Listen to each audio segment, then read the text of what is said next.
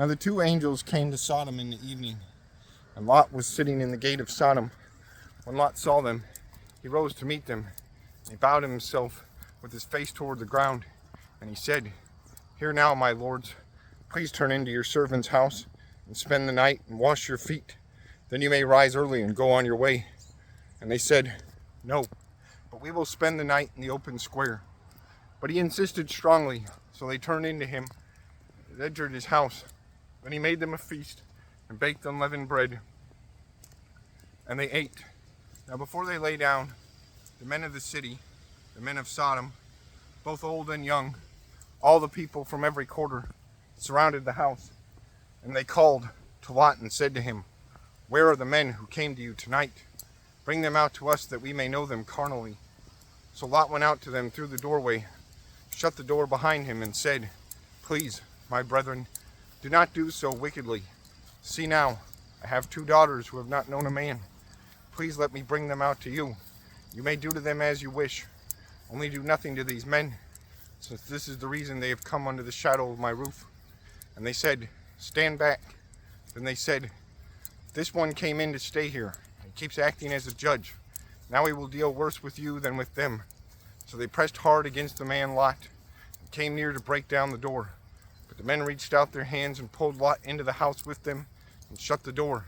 And they struck the men who were at the door of the house with blindness, both small and great, so that they became weary trying to find the door. Then the men said to Lot, "Have you anyone else here, son-in-law, your sons, your daughters, and whomever you have in the city? Take them out of this place, for we will destroy this place, because the outcry against them has grown great before the face of the Lord. The Lord has sent us to destroy it."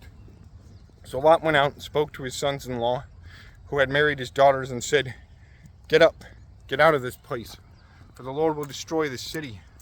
But to his sons-in-law he seemed to be joking. When the morning dawned, the angels urged Lot to hurry, saying, "Arise, take your wife and your 2 daughters who are here, lest you be consumed in the punishment of the city." And while he lingered, the men took hold of his hand, his wife's hand, and the hand of his 2 daughters, the Lord being merciful to him. And they brought him out and set him outside the city. So it came to pass, when they had brought them outside, that he said, "Escape for your life. Do not look behind you, nor stay anywhere in the plain. Escape to the mountains, lest you be destroyed." Then Lot said to them, "Please know, my lords, indeed now your servant has found favor in your sight. You have increased your mercy, which you have shown me by saving my life. But I cannot escape to the mountains, lest some evil overtake me, and I die. See now, this city is near enough to flee to, and it is a little one. Please let me escape there. Is it not a little one, and my soul shall live?" And he said to him, "See, I have favored you concerning this thing also, that I will not overthrow this city for which you have spoken. Hurry, escape there, for I cannot do anything until you arrive there." Therefore the name of the city was Zoar. The sun had risen upon the earth when Lot entered Zoar. And the Lord rained brimstone and fire on Sodom and Gomorrah from the Lord out of the heavens. So he overthrew those cities, all the plain, all the inhabitants of the cities, and what grew on the ground. But his wife looked back behind him. She became a pillar of salt. And Abraham went early in the morning to the place where he had stood before the Lord. Then he looked toward Sodom and Gomorrah, and toward all the land of the plain, and he saw, and behold, the smoke of the land which went up like smoke of the furnace. And it came to pass, when God destroyed the cities of the plain, that God remembered Abraham, and sent Lot out of the midst of the overthrow, when he overthrew the cities in which Lot had dwelt. Then Lot went up out of Zoar, and dwelt in the mountains, and his 2 daughters were with him, for he was afraid to dwell in Zoar. He and his 2 daughters dwelt in a cave. Now the firstborn said to the younger, "Our father is old, and there is no man on the earth to come to us, as in the custom of all the earth. Come, let us make our father drink wine, and we will lie with him, that we may preserve the lineage of our father." So that they made their father drink wine that night, and the firstborn went in and lay with her father.